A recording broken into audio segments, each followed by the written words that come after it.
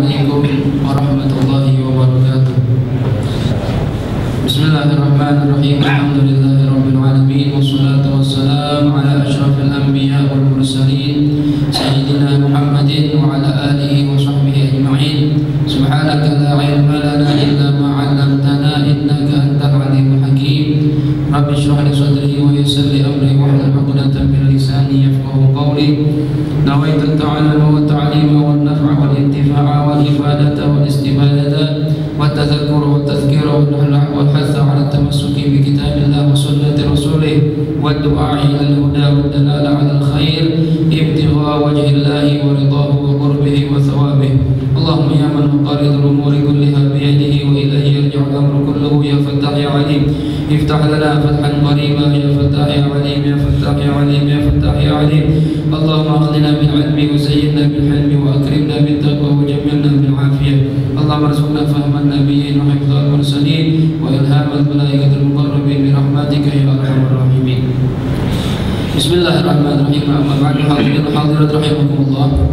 Alhamdulillah, siang ini Allah Subhanahu wa taala kembali mempertemukan kita di satu tempat yang mulia, tidak lain dengan tujuan untuk beribadah kepada Allah Subhanahu wa taala dan menambah ilmu pengetahuan kita tentang syariat Nabi kita Muhammad sallallahu alaihi wasallam, yang mana kemarin pembahasan kita sudah mencapai tentang waktu sholat, ya.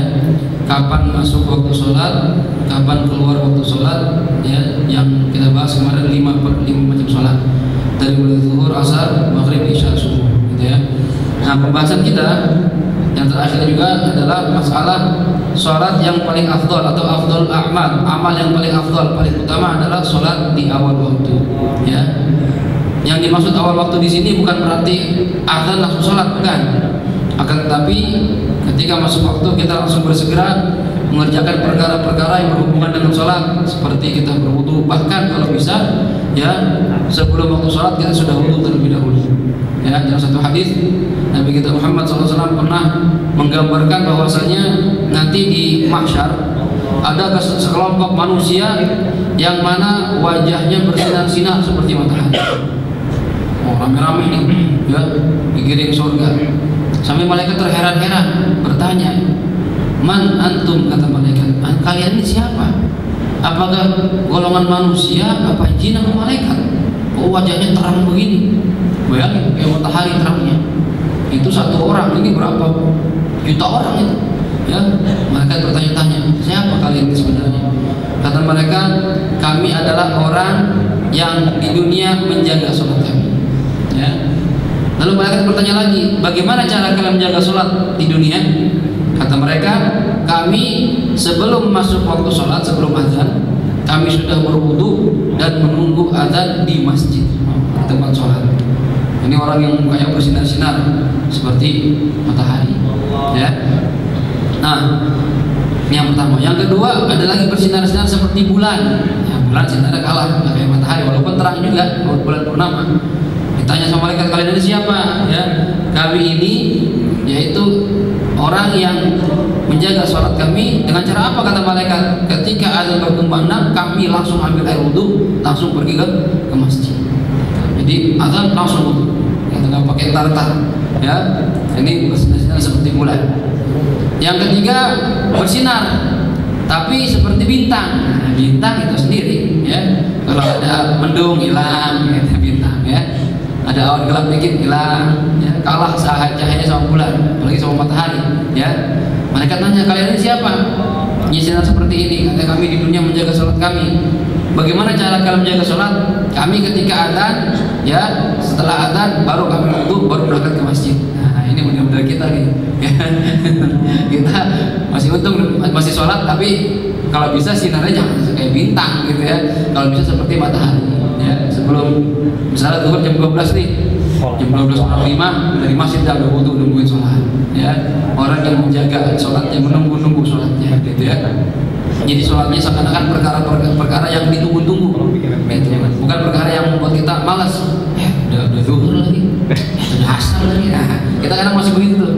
Kalau orang-orang soleh rindu dengan sholat, yang menunggu-nunggu sholat, karena ketika sholat mereka merasa bahwasannya bisa berkomunikasi dengan Allah Subhanahu Wa Taala. gitu ya. Nah, jadi yang paling afdal sholat di awal waktu, yaitu dengan cara mengerjakan perkara-perkara yang berhubungan dengan sholat, berwudu, menutup aurat, adzan, qobliyah, doa bainal adzan wal iqamah, zikir bainal adzan wal iqamah, kemudian baru qomat, baru sholat wajib. Ini namanya awal waktu, ya. Nah, ini paling afdal, mendapat ridhonya Allah. Di tengah waktu dapat rahmatnya Allah, di akhir waktu dapat pengampunan Allah, gitu ya. Hadisnya seperti itu. Tapi terkadang dalam beberapa masalah yundabu ta'khirus shalah an awal waktu. Disunahkan disunahkan untuk mengakhirkan sholat dari awal waktu, akhirnya artinya nggak pas awal waktu tapi agak akhir sedikit, ya, agak lambat sedikit pada 27 contoh, 27 masalah. Ya, kita bahas sebagian di antaranya. Apa katanya? Yundabu ta'khirus shalah min awwali waqtiha fi 27 suratan. Yang pertama, as-sabi idza 'alima bulughahu asna'al waqti bisin. Apabila anak kecil yang dia tahu ketika masuk waktu, misalnya begini, ada anak kecil umur 14 tahun 11 bulan 29 hari misalnya. Karena orang baligh dalam syariat kita, ya, diantaranya salah satu alamat baligh sudah berumur 15 tahun hijriah, ya. Atau kalau laki-laki udah pernah keluar mani baik dengan mimpi ataupun dengan cara lain, sudah baligh namanya. Ketika dia sudah berumur 9 tahun ke atas, ya. Kalau belum keluar mani sampai umur 15 tahun, berarti ketika sudah 15 tahun dihukumi baligh. Nah, misalnya begini, dia lahir misalnya jam 12.30 dulunya. Waktu lahir itu kan ada dari akte kita, ya, lahir tanggal sekian, jam sekian, berat sekian, panjang sekian ada. Nah, misalnya ini anak sekarang umurnya 14 tahun 11 bulan 29 hari. Nanti ini jam setengah 2 siang, jam setengah 1 siang, dia pas umurnya 15 tahun. Nah, kalau saya sholatnya jam 12, udah balik belum? Ini nggak pernah keluar mani nih anak kecil, ya. Wah, kalau saya sholat jam 12 saya masih belum balik. Tapi kalau saya sholatnya setengah 1 atau jam 1 sudah balik, karena umur saya sudah genap 15 tahun. Nah, bagi anak yang seperti ini disunahkan sholatnya nanti diakhirkan sedikit. Karena kenapa? Supaya ketika mengerjakan sholat sudah masuk dalam kondisi balik. Ini kalau baliknya dengan umur, cuma jarang. Biasanya kita sebelum 15 tahun udah mimpi basah, kalau kita bilang mimpi keluar mani. Nah, ini sudah balik, ya. Tapi saatnya ada anak seperti ini dianjurkan diakhirkan sedikit sholatnya. Yang kedua, man raja zawal udhri qabla fawatil jum'ah, ya. Bagi orang yang mengharapkan uzurnya hilang sebelum waktu sholat Jumat berakhir. Termasuk misalnya uzur Jumat itu sakit yang berat, ya, sakit yang berat, orang nggak wajib sholat Jumat, ya. Misalnya dia nggak mau berdiri, nggak perlu dipaksa, ya, di rumah istirahat, ya. Tapi misalnya begini, zuhur jam 12 sudah adzan di Jumatan, khatib sudah berkhutbah. Yang di rumah yang lagi sakit, boleh nggak dia langsung sholat zuhur? Boleh-boleh saja, ya, boleh-boleh saja, karena memang dia tidak wajib Jumatan, ya, karena sedang sakit dan uzur. Tapi seandainya dia punya prasangka, nih kayaknya saya kalau 20 menit lagi, setengah jam lagi agak enak badan saya, ya, dan saya kalau pergi ke masjid masih keburu nih, maka dia dianjurkan mengakhirkan sholat zuhurnya dulu. Dengan harapan apa? Dengan harapan nanti badannya mungkin agak kekuatan, dia bisa Jumatan, silahkan pergi Jumatan, ikut Jumat bersama dengan jamaah di masjid. Kalau ada harapan sembuh. Cuma kalau kira-kira ini sampai berapa minggu nih masih lemas terus, ya udah langsung sholat zuhur pun nggak apa-apa. Nggak harus nunggu orang yang sholat Jumat selesai dulu, nggak harus. Jelas kira-kira? Jelas, ya. Masalah berikutnya, waman tayaqqanal jamaah, disunahkan agar mengakhirkan waktu sholat apabila yakin akan mendapatkan jamaah. Ya, saya Ustaz kalau sholat sendirian, saya yang azan, saya yang qomat, agak saya mukul beduk kali orang. Bagaimana nih kalau kira-kira setengah jam lagi orang kantor datang nih? Nah, karena sekarang lagi pada makan, cuma setengah jam udah pada datang. Mendingan Anda mengakhirkan sedikit supaya sholatnya berjamaah, gitu ya, daripada sholat sendirian, karena pahalanya beda. Orang yang sholat sendirian dengan berjamaah lebih afdal berjamaah, gitu ya.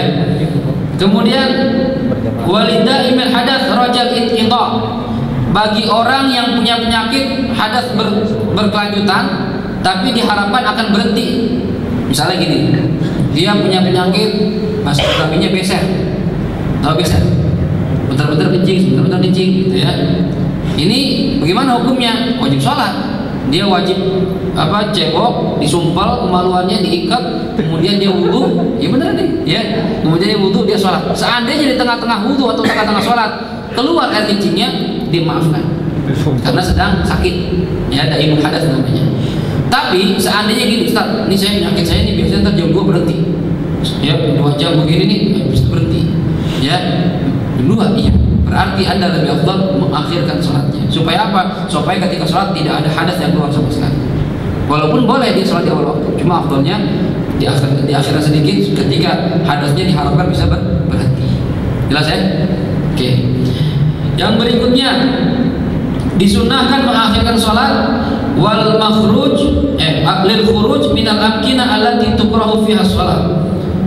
Apabila kita di satu tempat yang mana dimakruhkan untuk sholat, termasuk tempat yang dimakruhkan untuk sholat adalah tempat yang pernah dapat azab dari Allah Subhanahu Wa Taala, seperti tempat kaum Nabi Lut. Ya, kalau menurut sejarahnya itu katanya Bahrul Mayyit, laut mati. Ya, laut mati ini dulu katanya tempat tinggal kaum Nabi Lut. Konon di situ saking asinnya, saking tingginya kadar garam, itu apa aja yang masuk situ ngambang. Ya, saya waktu nggak percaya saya itu. Ya, saya mendapat kesempatan waktu itu mau berangkat ke Yaman, transit dulu di Yordania, di Yordan, ya, sehari 2 malam. Akhirnya kita travel dulu, ya, ke Ashabul Kahfi, ke Gua Ashabul Kahfi, ke makam Nabi Syuaib, termasuk ke Bahrul Mayyit. Bahrul Mayyit ini sejarahnya itu dulu tempatnya kaum Nabi Lut, kaum pertama yang melakukan dosa sodomi. Jadi dulu belum ada tuh yang pernah sodomi. Pertama itu kaum Nabi Lut. Ya, demen sama laki. Bayangin aja, orang nggak normal itu. Perempuan cakep-cakep demen sama laki. Ya, ini nggak normal itu. Ya, akhirnya saking marahnya Allah, murkanya Allah sama kaum Nabi Lut, ya, Allah mengutus malaikat, ya, Jibril ketika itu untuk mengangkat kaum Nabi Lut. Bukan diangkat orangnya, diangkat tanah-tanahnya. Ya, diangkat dengan sayap Jibril dengan satu sayapnya, dicongkel gitu pakai sayapnya, bumi ini diangkat ke langit. Kalau kita baca tafsirnya itu sampai lolongan anjing ini bisa kedengaran sama malaikat tinggalnya. Saking tinggi diangkat sama Jibril. Ya, begitu sampai atas, ya, itu balikan sama Jibril, diletakkan lagi ke tanah dengan cepat, dilempar ke bawah. Jibril hancur. Udah hancur, gak cukup dengan itu, Allah timpa lagi dengan batu dari api neraka. Ini siksaan bagi orang yang ketika itu mengerjakan dosa sodomi. Makanya di ulama kita sebagian pendapat mengatakan kalau orang dosa sodomi, ada yang mengatakan hukumannya sama seperti zina, dirajam. Ada yang bilang enggak, ya, dilempar ke jurang, habis itu dibakar pakai api. Sama seperti hukuman kaum Nabi. Oleh karena itu kita laki-laki nggak usah macam-macam. Kalau memang udah bersyahwat udah gede, nikah sama wanita yang beneran. Ya, banyak perempuan, bahkan sekarang 1:4. Ngapain cari laki-laki? Allah kasih yang halal, cari yang haram. Salah, ya. Ini katanya menurut sebagian riwayat nanti mendekati kiamat laki-laki ini berbandingan 1:50. Mau bayangin kalau 1:50, perempuan bisa jadi memperkosa laki-laki, karena nggak kedapetan. Ya, karena laki-laki maksimal 4 dalam syariat kita. Ya, yang 46 bagaimana itu nganggur siang, ya. Gitu ya. Jadi sekarang cari yang halal aja. Allah kasih yang halal, jangan cari yang haram. Ya. Nah, ini tempat itu Bahrul Mayyit ini waktu saya penasaran, bener nggak nih semua itu bisa ngambang di laut mati itu, ya. Kebetulan saya termasuk, bukannya sombong, termasuk yang nggak bisa renang. Gitu. Nggak bisa berenang, nggak bisa ngambang gitu. Di mana-mana saya latihan nggak bisa terus, saya sampai capek latihan, ya. Disitulah saya menemukan enaknya ngambang di air. Saya nggak bisa berenang, ya, kata orang Jordan, apa? Begitu saya cuma bisa bahasa Inggris. Saya nggak bisa bahasa Inggris, nggak bisa berenang saya. Apa? Masuk aja, tiduran gitu. Yang mana? Iya, masuk ke laut, tiduran begini kayak pakai kasur gitu. Masya Allah. Tapi memang airnya asin banget, sampai hampir pahit begitu. Ya, ngambang benar. Walaupun nggak bisa berenang, itu enak di situ. Bagi yang bisa berenang ngambang gitu. Nah, itu tempat-tempat seperti itu yang dulu pernah dapat azab dari Allah Subhanahu Wa Taala. Menurut mazhab kita dimakruhkan untuk melakukan sholat di situ. Nah, seandainya kita berada di situ sudah masuk waktu sholat, ya, maka kita disunahkan mengakhirkan sholat sampai kita keluar dari tempat itu. Ini misalnya kita lagi tamasya ke Bahrul Mayit nih, masuk waktu zuhur, gimana nih sholat sekarang apa ntar aja di Bahrul Mayit sejam, ntar jam 1 keluar kita sholat tempat lain. Nah, sunnahnya begitu, ya, menjauhi tempat yang pernah dapat azab dari Allah Subhanahu wa Ta'ala. Jelas ya ini. Nah, kemudian termasuk juga yang disunahkan mengakhirkan waktu, ya, liman indahu dhaifun hatta yut'imahu, ya, bagi orang yang punya tamu, kedatangan tamu. Kita lagi di rumah datang tamu, ya, ini masuk waktu sholat, dianjurkan bagi kita sedikit mengakhirkan waktu sholat sampai kita ngasih dia makan, ngasih dia hidangan. Jangan tamu, oh azan bentar tinggal, ya, baru datang ditinggal aja, kesian. Adabnya ikram dhaif itu pahala gede. Ya, kata Rasulullah, tamu ketika datang ke rumah kita membawa rahmat buat kita. Ketika dia keluar dari rumah kita, dosa tuan rumah Allah ampunin. Kalau kita bisa memuliakan tamu. Makanya orang-orang Arab itu kalau ada tamu datang, ikramnya masya Allah, dipotongin kambing. Saya datang ke rumah teman saya, orang biasa nih, potongin kambing, masya Allah. Kita nggak pernah kali ya ada tamu datang potong kambing. Wah, paling banter beli nasi padang, banter. Nggak apa-apa, ya, beli sate, nggak apa-apa. Yang penting muliakan tamu. Jangan tamu datang, tamu lagi, gitu. Jangan. Ini datang rahmat dari Allah Subhanahu Wa Taala. Bahkan, ya, Nabiullah Ibrahim dapat julukan Abu Dhaif, bapaknya tamu. Tiap hari kedatangan tamu, begitu Ibrahim. Jadi kalau datang ke rumahnya tiap hari tamu, senangnya minta ampun. Kalau nggak ada tamu di rumahnya, dia ngundang tetangganya. Begitu Nabi Ibrahim, saking senangnya memuliakan tamu. Nah, kita ini belum ada sifat seperti ini. Datang tamu kita curiga, ngapain pinjam duit kali ini? Udah curiga aja, jangan. Ya, dia tamu rahmat dari Allah Subhanahu Wa Taala, gitu ya. Jadi muliakan tamu itu. Ya, masa air putih nggak ada, teh manis nggak ada, keluarin.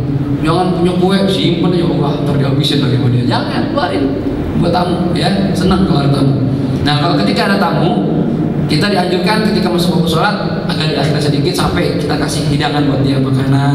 Udah tenang, udah satu ya, makan enak-enak, anak sholat dulu gitu, baru kita tinggal.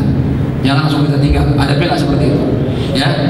Nah, kemudian waman ta'ayyanat alaihi syahadatun hatta yu'addiha, bagi orang yang memang harus bersaksi di depan hakim, nggak ada saksi lain selain dia.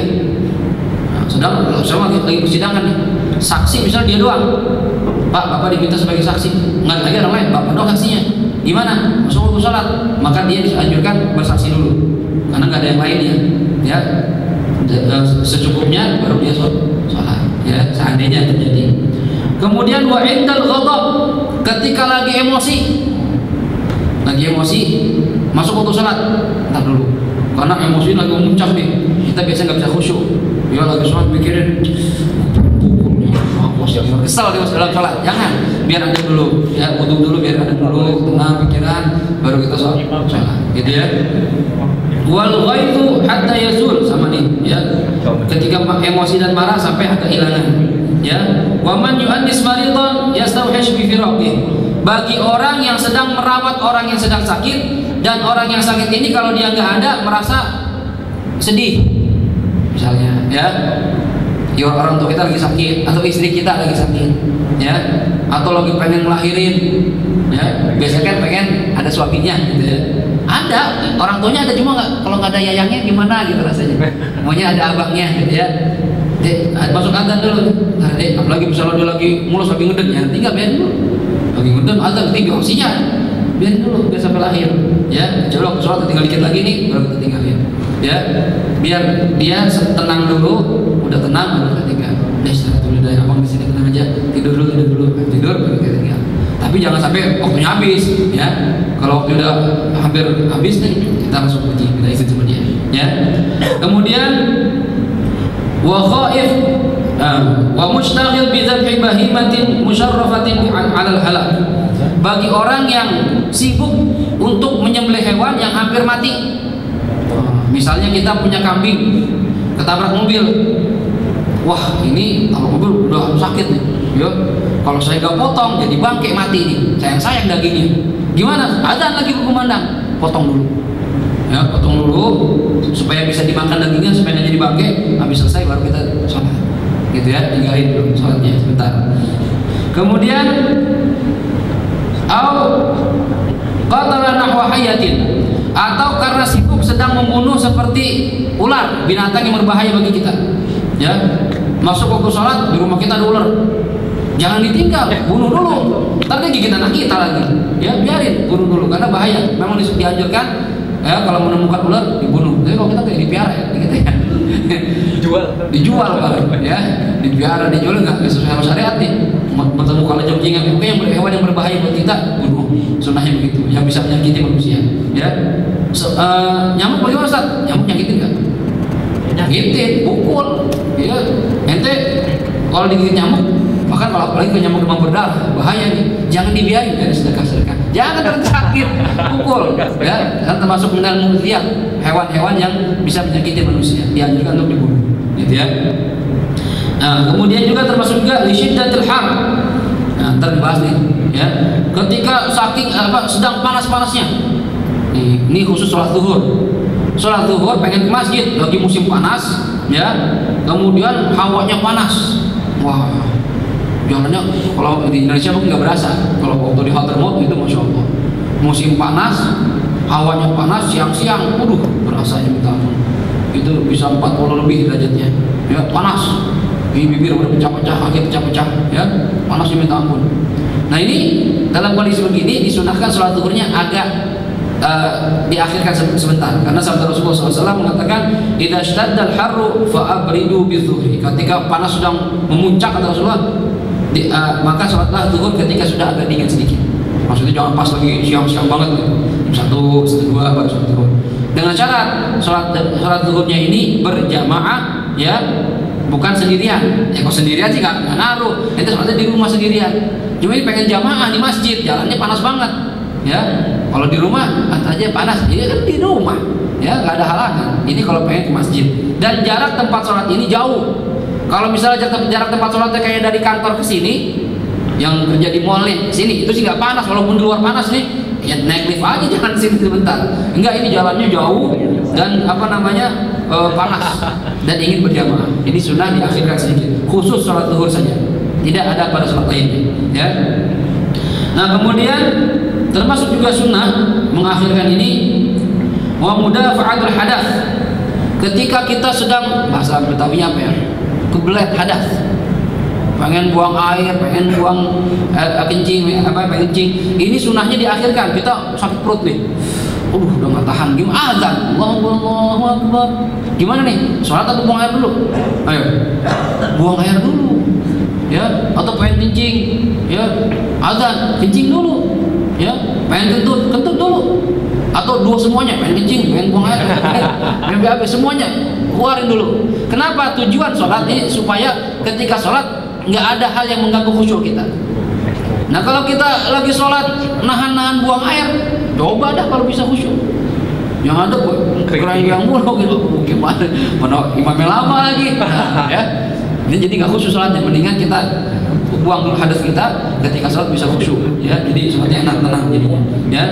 Walitawaqqanil ta'am, bagi orang yang sangat pengen makan, lapar, ya. Tapi ini dengan syarat nih, kalau pengen makan, kita udah lapar, makanan udah siap, ya. Lapar banget nih, istri kita udah bikin sop, awalnya kecium, aduh, pengen sholat lagi, gimana? Makan dulu, ya, supaya sholat nggak mikirin makan. Ya, mendingan makan mikirin sholat daripada sholat mikirin makan. Ya, lagi sholat mikirin sopnya, ya ntar diambil lagi, dihabisin sop gua nih, ya kepikiran jadinya.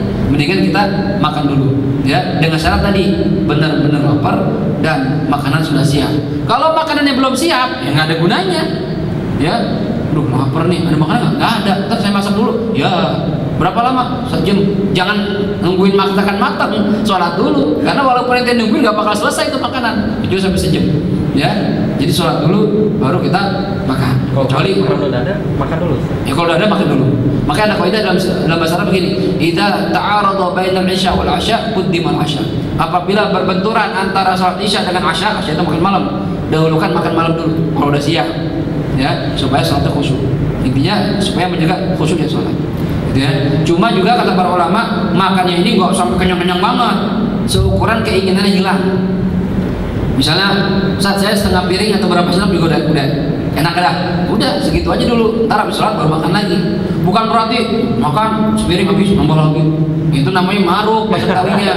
Ya, bukan begitu maksudnya, seukuran ya, karena kan kita ngejar jamaah nih, makanlah berapa 5 sendok 6 sendok selesai, udah akan dikit udah sholat gitu berjamaah ya.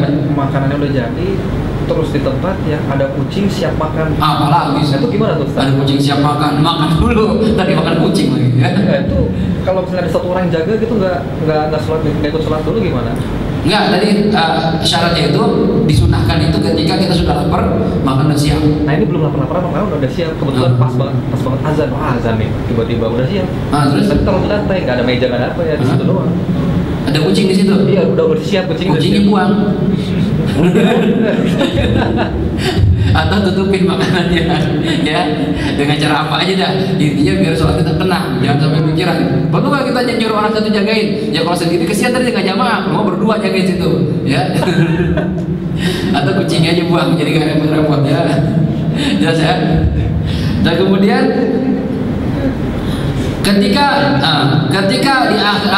kalau kita akhirkan, disunahkan akhir waktu, ketika di akhir waktu ini atau kalau kita akhirkan, kita mendapat sutroh. Sutroh itu sesuatu yang dijadikan pembatas antara kita sholat ya, atau bisa juga sesuatu yang bisa menutup aurat. Misalnya nih, di awal waktu tanah kita kotor, ada najisnya ya, mau dicuci nggak ada air, terus teman kita bilang, tunggu dah, anak ambilin sarung dah. Jauh nggak? Ya lumayan fit, bangsa 4 jam dah ya, saya ambil terus saya balik. Kalau saya sholat sekarang, boleh nggak kita sholat telanjang kalau nggak ada penutup aurat? Boleh, nggak masalah. Anda punya celana najis tapi sendirian ya. Anda punya celana najis ya, pengen sholat, dipakai sah nggak sholatnya? Nggak ada, nggak sah karena ada najisnya. Bagaimana caranya? Kita dianjurkan nyari sesuatu yang bisa menutup aurat, apapun itu, mau dengan cara minjem, beli, asalkan bukan dengan cara haram, nyolong nggak boleh. Kalau seandainya minjem nggak ada, beli nggak punya duit, yang minjemin nggak ada, apa-apa yang mau kita pakai nggak ada, boleh nggak sholat telanjang? Boleh sholat telanjang ya, dan sah sholatnya, nggak perlu ngulangin. Ustaz, ini yang lain pada ngeliatin, yang ngeliatin dosa, paham? Ya ini pelit banget, minjemnya nggak boleh ya, kita minjem sama teman-teman nggak dikasih, maka kita boleh sholat telanjang, sholatnya sah. Yang lain bagaimana? Nggak boleh melihat. Kalau melihat yang dosa yang lihat, kita nggak. Gitu. Cuma malu gitu ya. Malu kali, masa nggak malu ya. Nah seandainya ini kalau saya sholat sekarang ya nanti nggak ada sarung, cuma kalau ambil kira-kira setengah jam mana balik, ada nih ntar. Maka sunnahnya kita mau akhirkan dulu sampai ada sesuatu yang bisa tutup aurat kita. Jelas ini? Ya. Jadi sholat telanjang itu sah ya. Kalau memang dalam kondisi darurat nggak ada sesuatu yang bisa menutupi. Kalau ada sesuatu yang bisa menutupi, maka dahulukan menutup dua kemaluan. Ya, ini ada bahan sepotong doang, kain lap gitu. Main tutupin, karena aurat kita kan dari pusat sampai dengkul. Dahulukan menutup dua kemaluan dulu, ya, kubul sama dubur. Jangan pahanya dulu, paha tutup, ini kagak. Jangan, tutupin dulu. Nah, seandainya Ustaz, ini semuanya bajunya aja semua nih, satu jamaah. Ya. Gimana nih? Ya, boleh nggak sholat telanjang? Boleh. Ya, tapi ingat jangan ngeliatin aurat yang lain. Dan jamaahnya susunannya berbeda dengan jamaah biasa. Imam dari depan, tapi imam sejajar sama makmum. Ini sofistik seandainya terjadi, naudzubillah seandainya terjadi doang nih. Ya, imam bukan di depan makmum, ya, tapi sejajar sama makmum. Kenapa? Karena untuk menutupi auratnya dia. Ya kalau di depan dilihatin makmum bahaya. Ya, jadi sunnahnya dibolehkan sholat telanjang apabila nggak ada sesuatu yang bisa menutupi, tapi dengan syarat yang lainnya nggak boleh lihat aurat orang lain. Ini syaratnya ya. Karena menurut lihat aurat orang lain haram. Kan sama-sama laki-laki Ustaz, walaupun sama-sama laki-laki. Ya, ini kadang kita ini ya mentang-mentang sama-sama laki-laki main pakai sempak aja, nggak boleh. Aurat kita sama laki-laki dari pusar sampai dengkul, tutupin nih, walaupun berenang.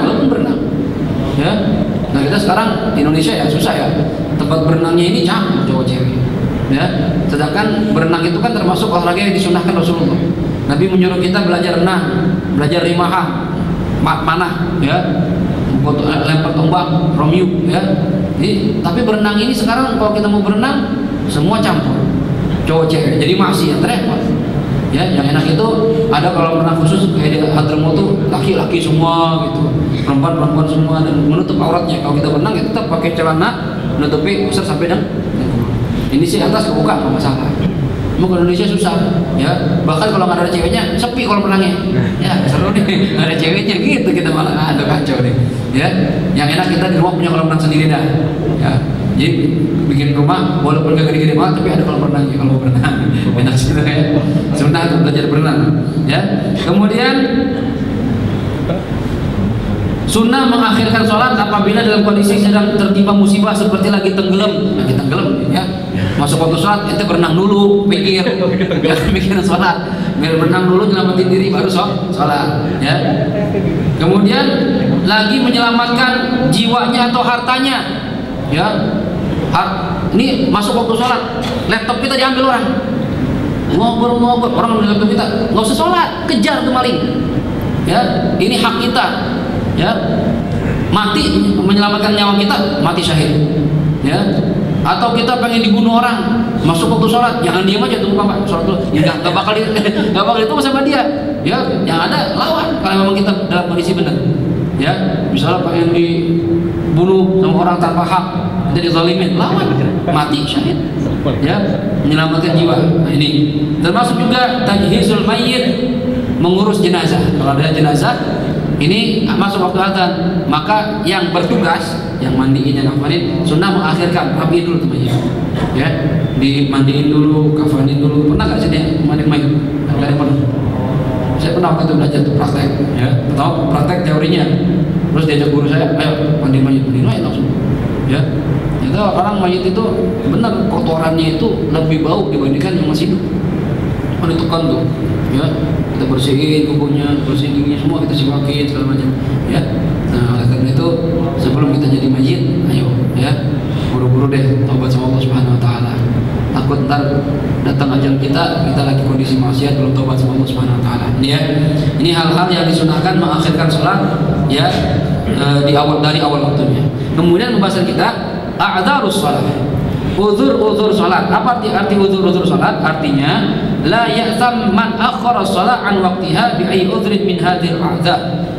Kita kan kalau ngerjain salat di luar waktu dosa enggak? Dosa kan? Kecuali ada uzur. Nah, kalau ada uzur, ini kita salat di luar waktu enggak dosa. Nah, ya. Jadi kalau ada uzur-uzur ini, saatnya kita telat salat kita, maka kita tidak dosa. Tapi wajib salat tetap, ya. Apa diantaranya? Yang pertama an-naumu, tidur. Termasuk uzur sholat adalah tidur. Kapan tidur ini dikatakan uzur? Ya, misalnya kita subuh bangun jam 7, ya udah habis subuh nih, bagaimana nih? Tiduran. Dosa apa enggak? Lihat. Yakunu udhran idza nama qabla dukhulil waqti. Tidur merupakan uzur sholat ketika mulai tidurnya sebelum masuk waktu sholat. Ingat nih, sebelum masuk waktu sholat. Misalnya subuh jam 4, nah sekarang kan tanggal 5 lewat dikit, ya, jam 4.40 misalnya, ya. Kita tidurnya jam 2. Pertanyaan, jam 2 udah subuh belum? Belum. Berarti kita tidur sebelum masuk waktu sholat. Bangunnya jam 8.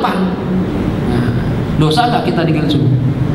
Enggak dosa. Karena ketika masuk azan subuh kita tidak dalam kondisi sadar, nggak tahu, nggak dengar, nggak sadar. Nah, kalau orang sedang tidur, maka diangkat kewajiban dia sampai dia sadar. Sama seperti orang gila, dia tidak kena kewajiban sampai dia sembuh dari gilanya. Ya, anak kecil nggak kena dosa sampai kapan? Sampai tidur, nggak kena dosa sampai kapan? Sampai dia kata Rasulullah SAW begitu hadisnya. Ya. Sholat subuhnya gimana ke jam 8? Nah, bagaimana sholat subuhnya kalau bangun jam 8? Dia wajib tetap sholat subuh. Ya, tetap sholat subuh kapan? Sebisanya dia. Mau langsung, entar siang juga boleh, karena dia ninggalin sholat dengan uzur. Tapi tetap wajib diqadha. Gitu ya. Bukan berarti saya nggak dosa, udah nggak usah sholat. Enggak, dosa lagi itu malah. Ya udah nggak dosa jadi dosa. Tetap wajib dikerjakan kapanpun dia sempat. Jelas ya? Ini kalau tidurnya sebelum masuk waktu sholat. Wa amma idza nama ba'da dukhulil waqti. Adapun kalau tidur setelah masuk waktu, ya, fala yu'tabar udhran, enggak dianggap uzur. Jam 4:30 udah azan, bisa nonton bola nih. Ya. Azan udah bahan dua nih kita. Udah tahu tuh subuh nih udah azan nih. Tanah. Ya. Bangun-bangun jam 7, dosa itu. Ya. Padahal dosa tinggal sholat, masya Allah beratnya kata Rasulullah kan, ya, sudah kita sampaikan, idza taraka ar-rajulu sholatan wahidatan muta'ammidan kutiba ismuhu ala babin nar fulan ibnu fulan fala budda lahu min dukhuli. Orang yang meninggalkan sholat wajib sekali saja kata Rasulullah, sengaja, arti sengaja tanpa ada udzur, maka namanya langsung ditulis di pintu neraka, fulan bin fulan, dan dia harus masuk neraka. Naudzubillah. Beratnya. Ya. Jadi kalau sudah masuk waktu udah dah, buru-buru dah. Enggak usah pakai entar-entaran. Ini biasanya yang agak berat nih subuh sama isya. Isya dia pulang kerja, lalu dah, ya istirahat dulu, yang tidur TV, ntar jam 11 lah. Akhirnya tiduran, ya jadi dosa nih. Nah kalau meninggalkan sholat tanpa uzur berarti dia dosa karena meninggalkan sholat, dan dia wajib qadha, sama wajib qadha sama. Nah walaupun tanpa uzur tetap wajib qadha. Bedanya apa? Bedanya kalau meninggalkan dengan uzur, qadhanya boleh kapan saja sebelum dia meninggal dunia. Ya, nggak harus langsung, enggak. Kalau tadi nih tidurnya jam 2, bangun jam 8, mau qadha ntar siang, ntar sore, ntar malam, besok, terserah. Ya, karena dia meninggal sholat dengan uzur. Tapi kalau tanpa uzur, maka wajib mengqadha dengan segera. Mau jam 8, waduh, gimana nih? Harus langsung bangun, wudu, sholat subuh. Nggak boleh entar. Jelas kira-kira? Ya, kecuali ya tidur yang tidak dosa juga, tidur setelah masuk waktu sholat, tapi dia punya kebiasaan bangun sebelum waktu sholat habis. Misalnya, ya masuk isya, saya sholat isya ntar aja dah. Saya tidur sebentar sejam, ya tidur sebentar. Biasanya dia punya kebiasaan, asal punya kebiasaan ya. Kalau nggak punya kebiasaan nggak boleh. Dia punya kebiasaan tidur sejam cukup. Atau zuhur udah masuk nih, saya tidur siang dulu bentar dah.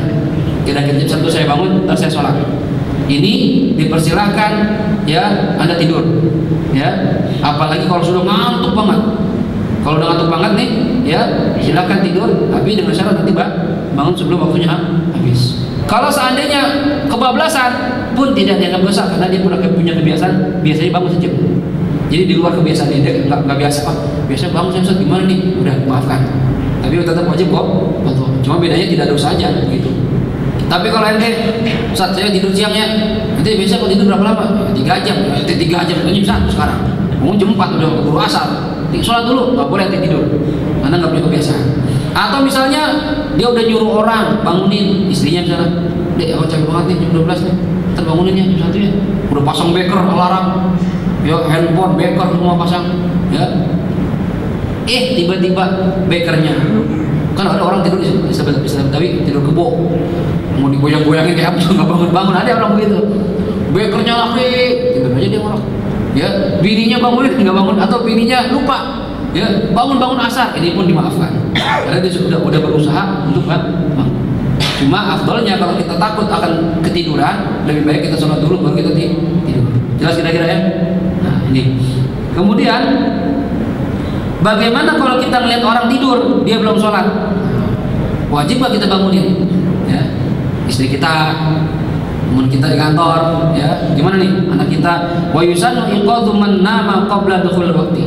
Ya, apabila ini orang tidurnya sebelum masuk waktu, disunnahkan kita bangunin.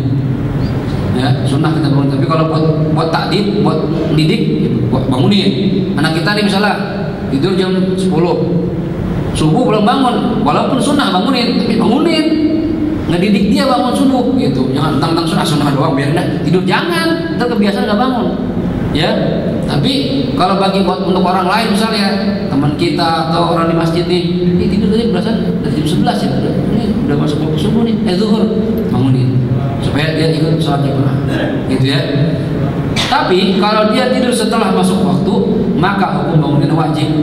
Jam 12 zuhur, bukannya sholat tidur dia. Ya, sholat dulu, ntar tidur dulu dah. Jam 1 masih belum sholat, bangunin. Wajib kita bangunin. Kalau nggak kita bangunin, dosa kita. Karena kita nolong dia maksiat namanya. Kita tahu dia maksiat, kita biarin aja, dosa kita.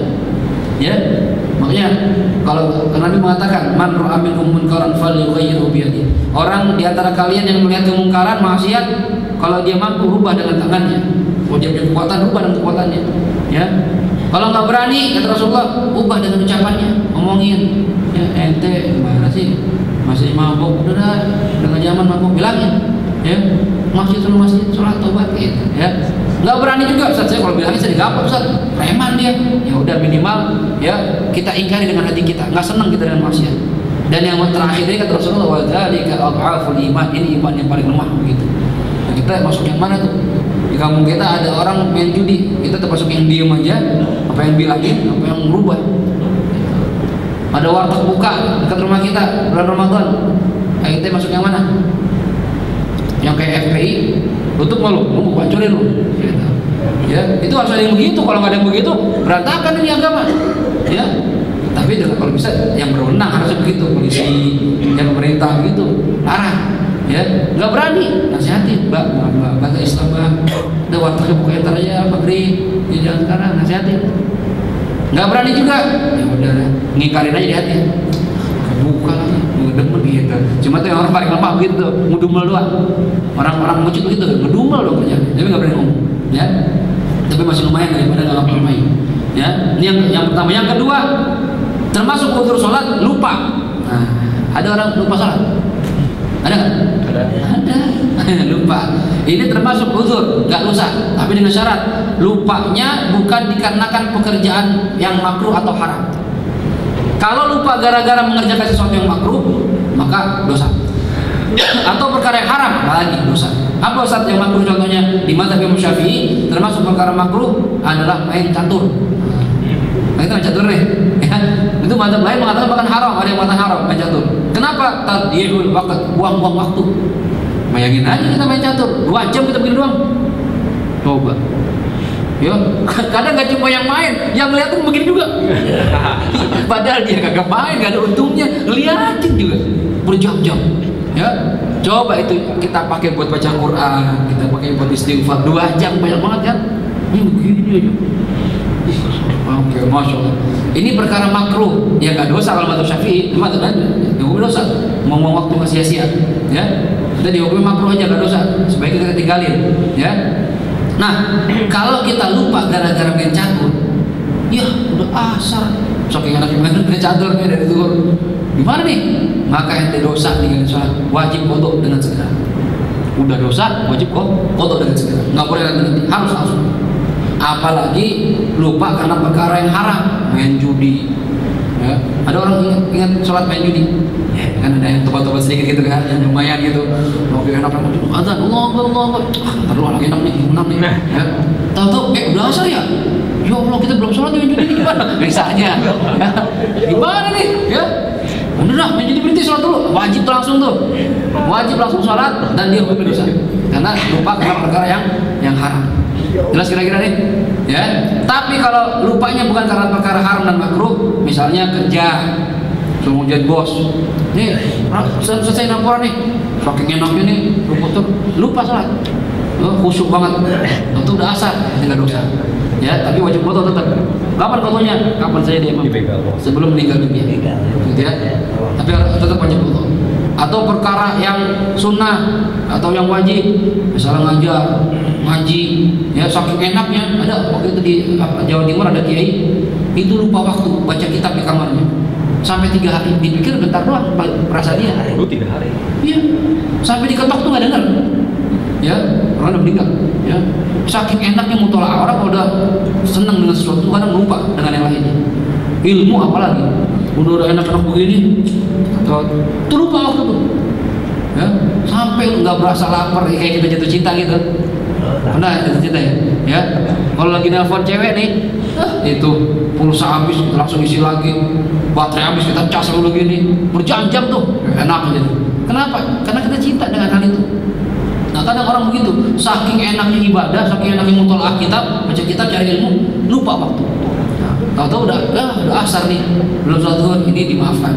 Tapi tetap wajib qodho. Kapan aja dia bisa, karena udzur. Jelas kira-kira? Jelas ya? Nah ini termasuk udzur sholat. dua hal. Nanti insya Allah besok ya ada dua hal lagi termasuk uzur, yaitu jamak sholat dan dipaksa. Bagaimana perinciannya? Insya Allah besok kita jelaskan. Ada pertanyaan sebelum tutup? Ustaz, kalau Ya silakan.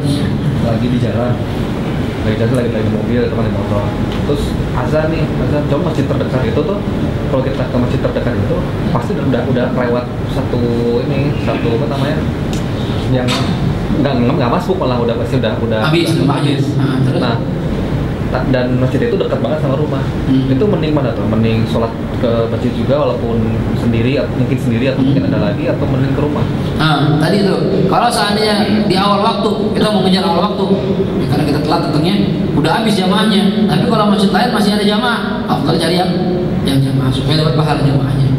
Kan tadi termasuk uzur mengakhirkan sholat apabila yakin akan mendapatkan jamaah. Cuma kalau seandainya masih jamaah udah habis juga ya, ragu nih. Kalau ragu tetap afdal yang dekat, yang lebih dulu sholat. Walaupun sendirian, kecuali kita yakin di sana komatnya agak lama, misalkan ada jam masih begitu tuh ya, sekian menit. Maksudnya kalau sini langsung cari yang agak lama supaya kita bisa berjamaah. Jelas ya? Ada lagi mana? Ya silakan Pak. Kalau sholat niatnya bagaimana? Sholat niatnya bagaimana?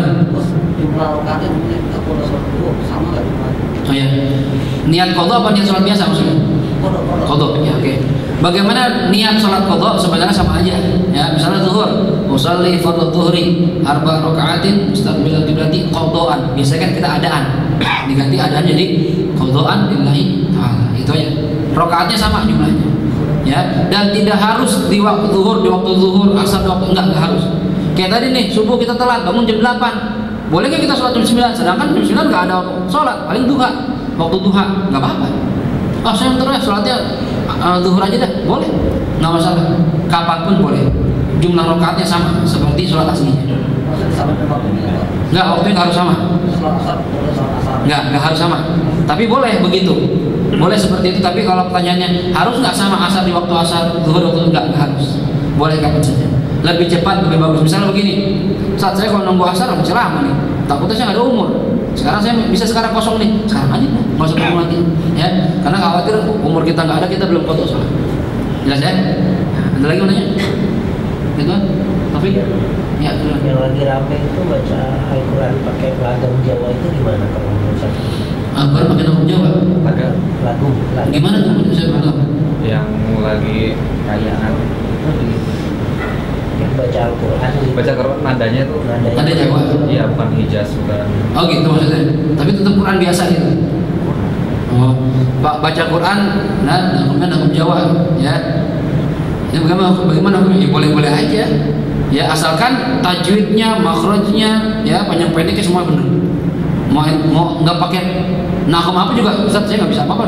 Suara saya begini gayanya nih, ya gaya Padang misalnya, ya gaya Betawi, atau nadanya nggak enak, tapi benar makhrajnya tajwidnya itu apa saja. Ya kan ada orang baca Quran ada enak ada enggak, ya kan? Ya. Ada orang yang bisa niru Imam Sudes, ini siapa ya? Tapi enggak, gaya saya sendiri. Ikut siapa? Gak tahu, saya ngarang sendiri. Misalnya, boleh nggak? Boleh, asalkan tadi sesuai dengan tajwid, tartilnya benar, tahsinnya benar. Ya nggak harus ngikutin nahwu apa atau lagu apa, nggak masalah. Ya, cuma memang kalau bisa baca Quran yang enak, apa nadanya, nahwunya yang enak, supaya yang bacanya enak, yang dengerin pun enak. Cuma kan kadang orang nggak bisa dipaksa-paksa, emang suaranya itu gimana lagi? Ya, suaranya biasa aja, tetap baca Quran. Walaupun dengan cara Jawa, cara Betawi, cara Padang boleh, tapi jangan gara-gara lagu ini, ya nada ini yang pendek dipanjangin, yang panjang nggak boleh. Jelas kira-kira? Ya, jadi boleh aja. Ada lagi?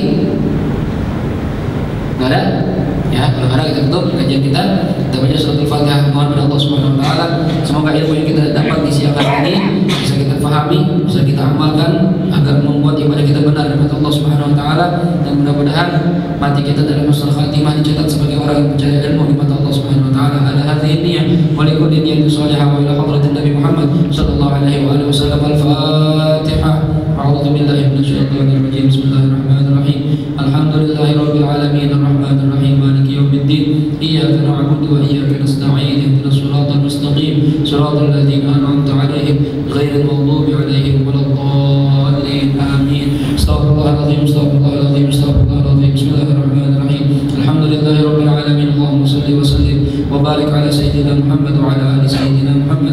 اجعل جمعنا هذا جمعا مرحوما وتفرقنا من بعده تفرقا معصوما ولا تجعلنا ولا فينا ولا معنا شقيا ولا محروما اللهم اجعلنا من الذين يستمعون القول فيتبعون احسنه اللهم احسن عاقبتنا في الامور كلها واجرنا من خزي الدنيا وعذاب الاخره ربنا آتنا في الدنيا حسنه وفي الاخره حسنه وقنا عذاب النار صلى الله على سيدنا محمد وعلى اله وصحبه وسلم والحمد لله رب العالمين والعفو منكم السلام عليكم ورحمه الله